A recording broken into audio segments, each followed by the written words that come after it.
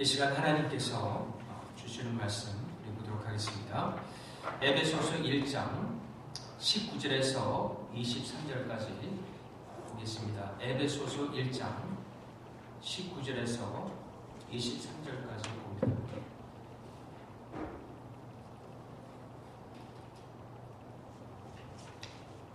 하나님의 말씀이 다음과 같습니다. 그의 힘의 위력으로 역사하심을 따라 믿는 우리에게 베푸신 능력의 지극히 크심이 어떠한 것을 너희로 알게 하시기를 구하노라. 그의 능력이 그리스도 안에서 역사하사 죽은 자들 가운데서 다시 살리시고 하늘에서 자기의 오른편에 앉히사 모든 통치와 권세와 능력과 주권과 이 세상뿐 아니라 오는 세상에 일컫는 모든 이름 위에 뛰어나게 하시고 또 만물을 그의 발 아래 복종하게 하시고 그를 만물 위에 교회의 머리로 삼으셨느니라. 교회는 그의 몸이니 만물 안에서 만물을 충만하게 하시는 이의 충만함이니라. 아멘.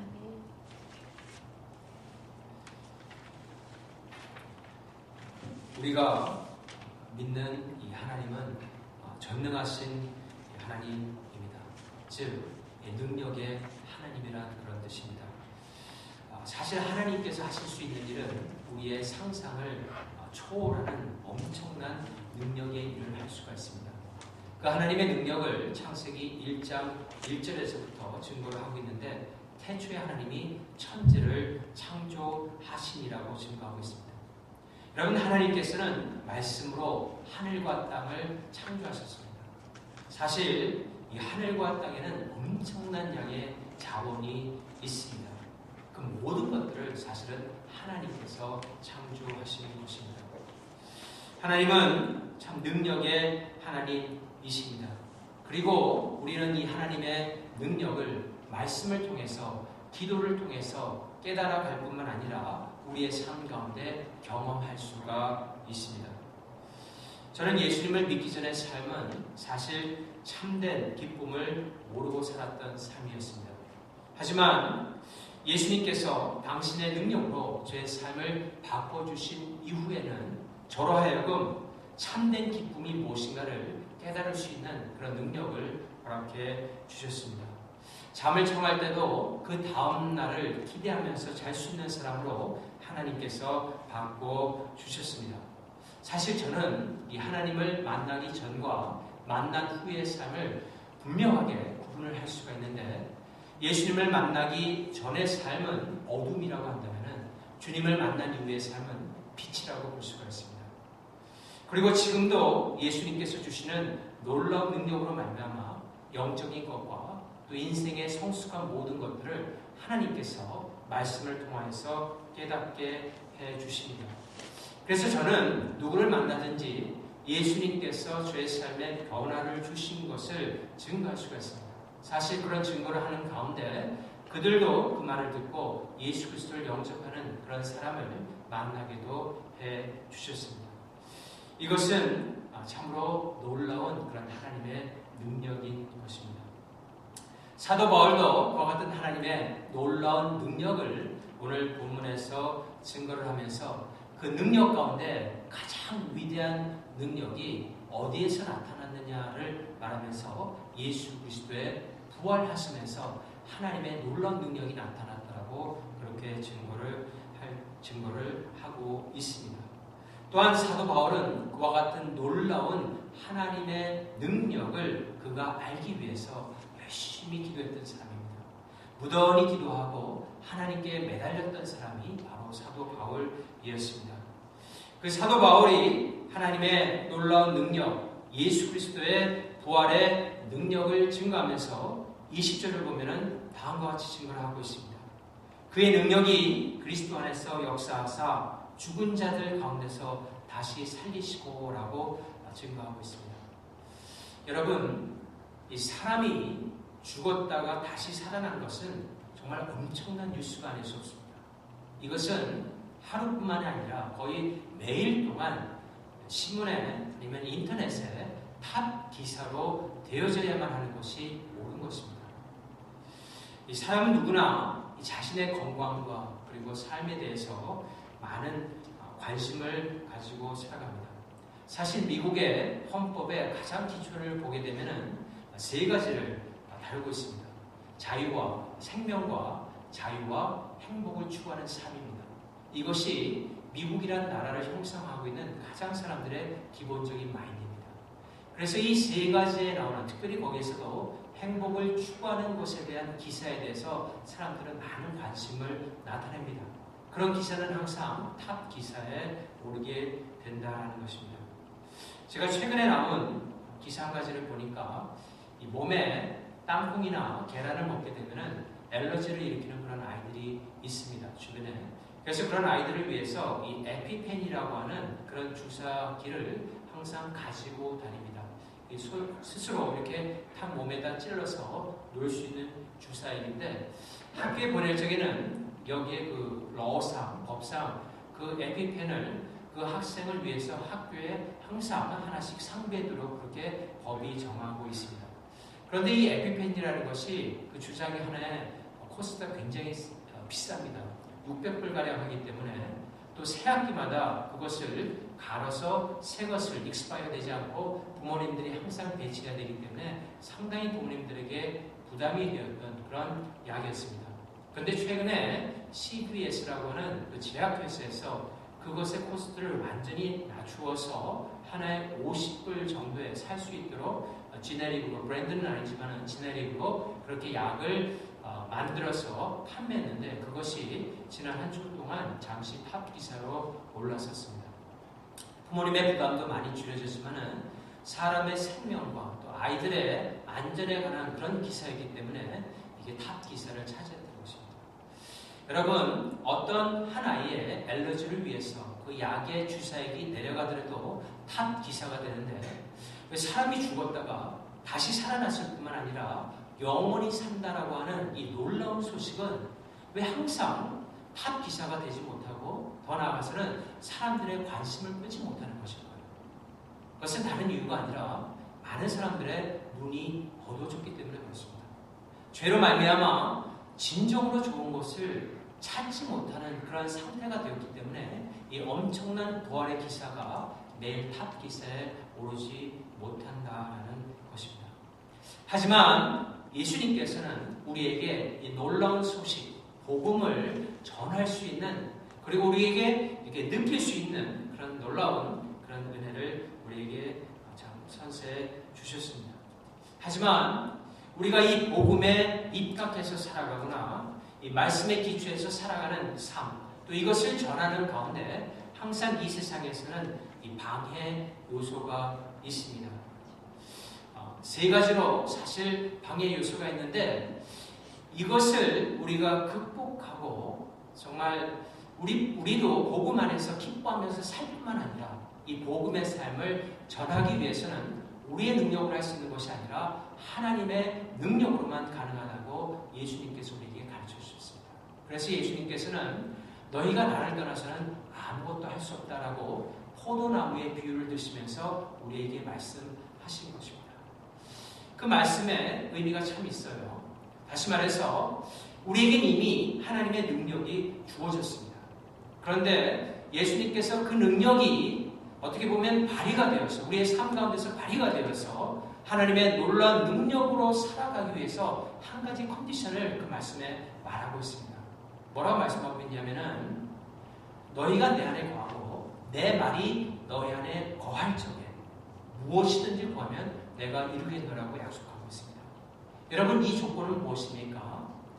하나님의 말씀이 우리 가운데 계속해서 흘러 들어오고 있는가, 그것을 우리가 점검할 수 있는 우리에게 분별력이 필요하다는 것입니다. 다시 말한다면 하나님의 말씀을 들을 적에 그 말씀이 계속 우리의 믿음 가운데 도움이 되며, 하나님의 말씀을 들을 적에 그 말씀이 계속해서 우리에게 소망을 주고 있다면, 그래서 하나님의 말씀을 더 듣고 싶어하고 하나님의 말씀대로 더 나아간다면, 그런 컨디션은 예수 그리스도와 우리와 아주 좋은 그런 관계에 있기 때문에 그 상태에서 하나님께 뭐든지 구하면 하나님의 능력을 너희가 체험할 수 있다라고 가르쳐 주시는 것입니다. 하지만 반대로 하나님의 말씀이 자꾸 우리의 삶 가운데 걸림돌이 되고, 하나님의 말씀이 도움보다는 우리의 삶을 오히려 방해하는 듯한 그런 잘못된 생각이 우리에게 자꾸 돌아올 적에는 우리가 우리 자신을 돌아봐서 정말 하나님의 말씀이 우리의 믿음을 정말 도우시며 우리에게 참된 소망을 주는가 돌아볼 수 있어야 된다는 것입니다. 그렇게 된 연후에 하나님께 나아가서 간구하면 하나님께서 주시는 놀라운 능력 가운데 기도하는 것마다 들어지고 하나님의 은총을 받을 수 있는 사람으로 변화된다라는 것입니다. 그러므로 우리가 예수님께서 말씀하시는 그 능력, 하나님의 놀라운 능력을 받기 위해서는 하나님 말씀 가운데 늘 깨어 있어야 하며, 더 나아가서는 우리의 믿음의 삶을 방해하는 이 세 가지의 적들과 늘 대치하고 싸워나가는 그런 삶을 살아야 됩니다. 그 첫 번째, 성경에서는 이 세상이라고 가리키고 있습니다. 여기에서의 세상이라는 것은 하나님께서 만드신 세계를 가리키는 것은 아닙니다. 이 세상은 사람들의 죄와 욕심으로 인해서 잘못된 세상의 시스템을 가리킨다라고 볼 수 있습니다. 여러분, 이 세상과 싸운다는 것이 무엇일까요? 세상을 이겨야 된다는 것이 무엇일까요? 이것은 분명 어떤 세상의 체제를 혁명을 통하여서 바꿈으로 말미암아 이 세상을 이긴다라는 것을 뜻하지는 않습니다. 그것은 예수님께서 이 땅에 오셨을 적에 분명히 보여주셨습니다.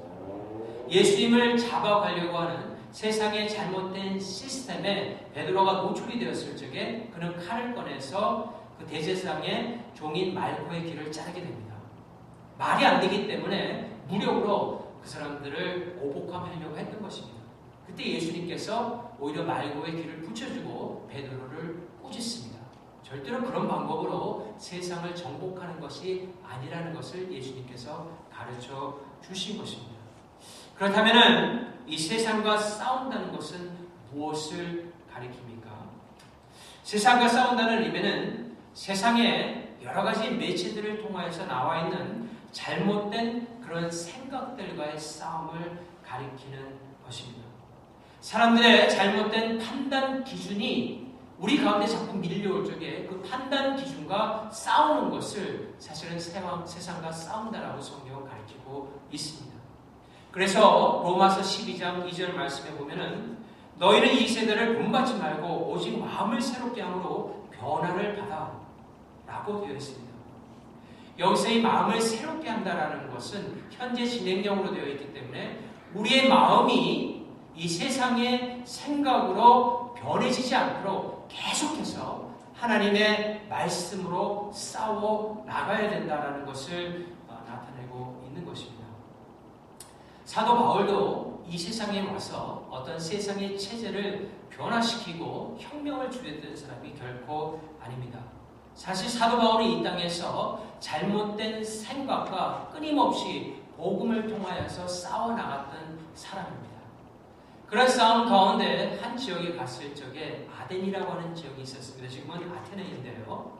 거기에 모인 사람들은 하루 종일 세상의 여러 가지의 생각들을 논하는 사람들이 모여져 있었습니다.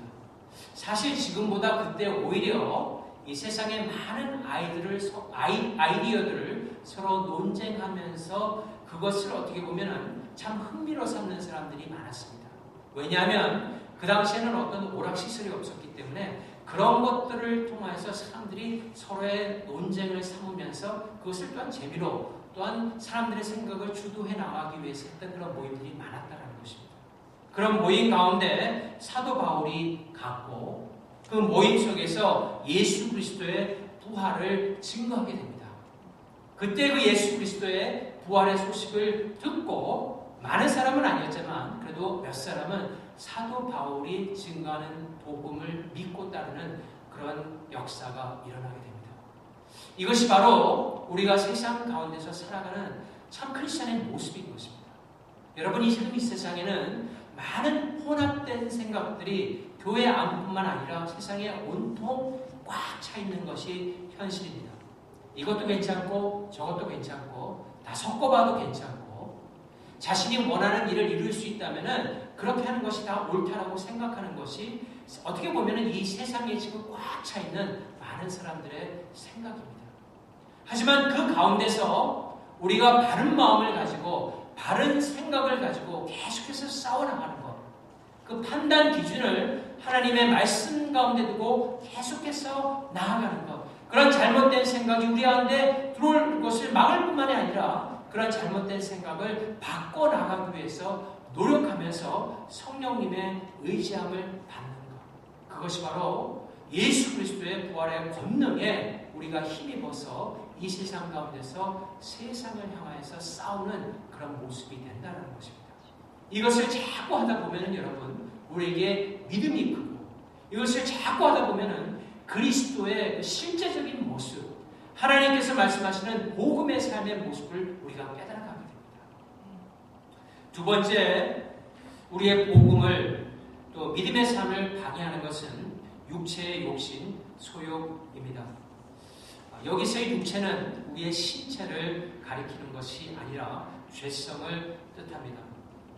이 죄성은 사실 세상이라고 하는 적보다 우리 자신을 영적인 전쟁에서 더욱더 패전으로 이끌 수 있는 가공할 만한 힘을 가지고 있습니다.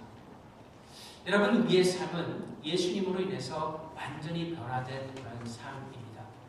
그래서 앞으로 이렇게 살다가 우리가 만약에 예수님께서 우리가 살아있는 동안에 오신다면 우리의 몸이 영화가 되고, 그래서 우리는 이 영원한 육신을 가지고 그리스도를 섬기면서 살아가게 됩니다. 한 번 있다가 없어지는 것이 아니라는 것입니다. 그런데 우리가 예수 그리스도를 믿기 전에 가졌던 몸에 있던 죄성이라는 것이 있습니다. 이것이 육체의 소욕이라고 하는데요. 이 육체의 소욕은 사실 우리가 그렇게 영화되기 전까지 계속해서 우리 가운데 거하게 됩니다. 근데 여러분들이 알아야 될 것은 이 육체의 소욕이라는 것이 마치 육신이라고 생각해서는 아니 됩니다. 그래서 어떤 사람들은 육체를 괴롭게 하는 것이 마치 더 성화스러운 것으로 생각하는데 절대 그것은 아닙니다. 우리는 우리의 육체를 잘 보존하고 건강을 유지해야 됩니다. 하지만 그 가운데 거하고 있는 하나님의 뜻을 거스르고 하고 또 하나님의 뜻보다는 자신의 욕심을 채우고자 하는 그 죄성과는 우리가 싸워야 된다는 것입니다. 이 육체의 소욕과의 싸움은 사실 우리가 그리스도를 만날 때까지 계속해서 이루어져야 되는 것입니다. 왜냐하면 이 육체의 소욕이 사실은 그냥 있는 것이 아니라 나이가 들어감에 따라서 이 소욕도 자라게 됩니다. 그래서 그 소욕을 자꾸 죽이는, 죄를 죽이는 그런 연습을 우리가 하지 않게 되면은 나중에 가서는 이 죄성이 우리의 삶을 완전히 오버컴하여서 죄성에 따라서 움직이는 그런 사람으로 변할 수 있게 된다라는 것입니다. 우리가 육체의 소욕과 싸우는, 이 죄성과 싸우는 싸움 가운데서도 예수 그리스도의 부활의 능력이 우리와 함께 하심을 믿고 그 힘을 활용할 수 있어야 됩니다. 여러분, 예수님께서는 40일 동안 금식을 한 후에 사단이 와서 가장 첫 번째 한 것이 돌덩이를 떡덩이로 바꾸라고 했습니다. 어떻게 보면은 그 식욕이라는 것을 이용하여서 예수님을 넘어뜨리고자 했던 것입니다. 예수님께서는 이 땅에 계셨을 적에 음식을 즐기셨습니다. 예수님은 음식 먹는 거 좋아하셨습니다. 하지만 예수님 안에는 육체의 소욕이라는 것이 사실은 존재하지 않습니다. 어떤 예수님은 죄가 없으신 분이기 때문에 모든 것을 다 즐길 수 있지만은 그것에 의해서 끌려다니는 분은 아니셨다라는 것입니다. 그러므로 우리가 예수 그리스도의 그 능력을 안다면은 우리 가운데 그와 같은 육체의 소욕에 의해서 우리의 삶이 잘못된 방향으로 끌려가려고 할 적에 단호하게 예수님께서 사단을 물리치시고 어떤 소욕에 이끌린 삶이 아니라 하나님의 말씀에 이끌렸던 그리스도를 우리가 생각함으로 그런 육체의 소욕을 단호하게 끊고 이겨나갈 수 있게 되는 것입니다. 여러분, 갈라디아서를 보게 되면은 성령의 일과 이 육체의 소욕이 서로 맞붙어서 싸운다고 되어 있습니다.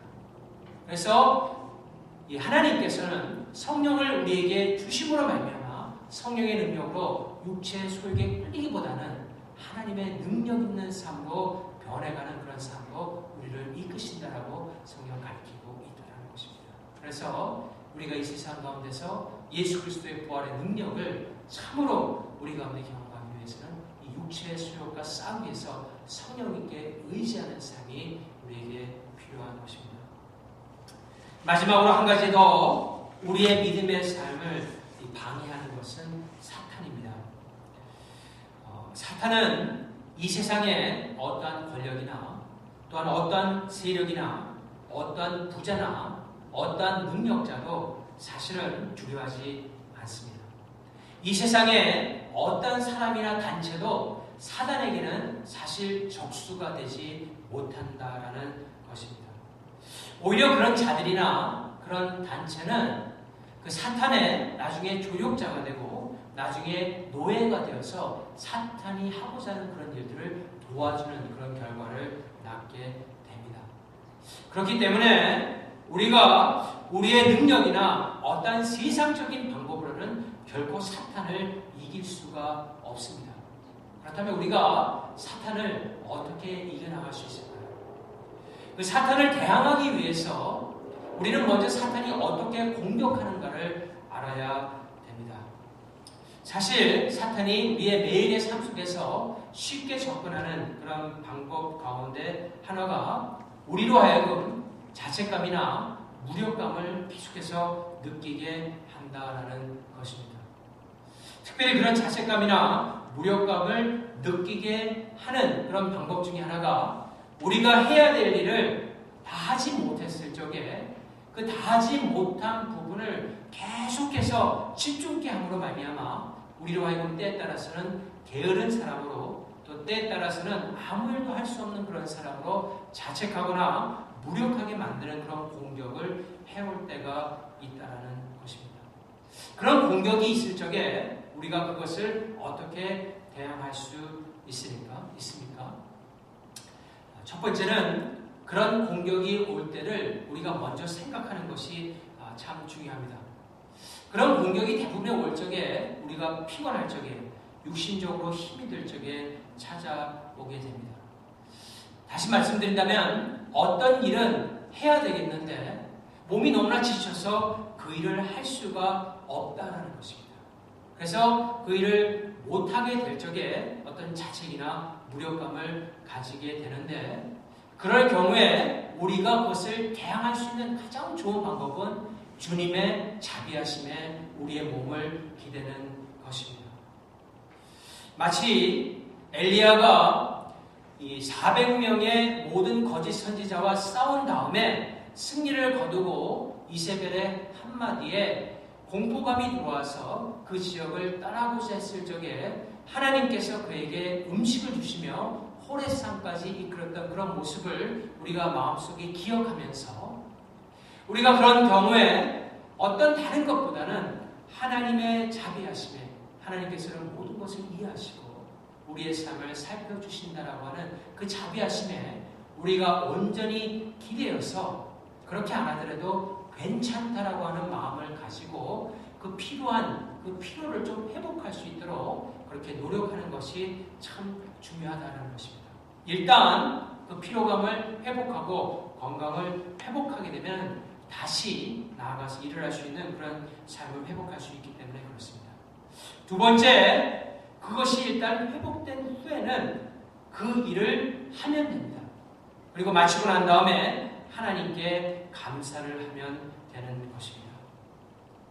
결국 마귀의 싸움은 하나님과 여러분 사이에 틈이 생겼을 적에 그 부분을 이용하여서 마귀가 들어오고자 하는 것입니다. 여러분, 그 길을 막고 하나님의 자비하심에 힘입어서 우리가 대항할 적에 마귀를 제압하고 도망치게 할 수 있다는 것입니다. 예수님께서는 부활하셔서 승천하시고 지금 하늘의 보좌에 앉아 계셔서 우리를 다스리시고 계십니다. 엄청난 능력으로 우리를 다스릴 뿐만 아니라 이 온 세상을 다스리고 계십니다.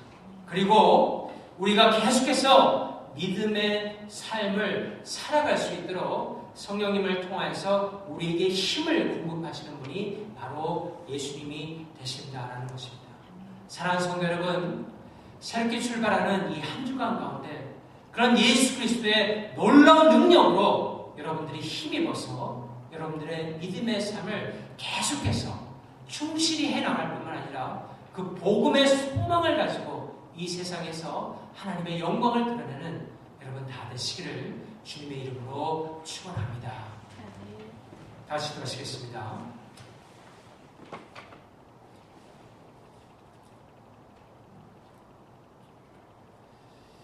하나님 감사합니다. 오늘 말씀을 통하여서 예수님께서 2000년 전에 부활하셨을 뿐만 아니라 승천하셔서 보좌에 앉아 계시고 온 세상의 모든 만물 가운데 충만하게 역사하셔서 그 역사의 힘을 우리가 받고 나아갈 적에 예수께서 이 땅에서 하신 모든 역사 일들을 할 뿐만 아니라 풍요로운 삶을, 유익한 삶을, 믿음의 삶을, 정말 하나님의 나라를 증거하는 삶을 살 수 있다라고 우리에게 말씀해 주시고 또한 힘을 주시니 참으로 감사합니다. 하나님께서 부여한 놀라운 능력에 우리가 힘입어서 새롭게 출발하는 이 한 주간 가운데도 더욱더 주님을 믿고 의지하며 하나님의 영광을 나타내는 우리 모두가 될 수 있도록 주님께서 우리의 삶을 참으로 주장하여 주시옵소서. 이 모든 말씀 우리 주 예수 그리스도의 이름으로 간절히 기도하옵나이다. 아멘.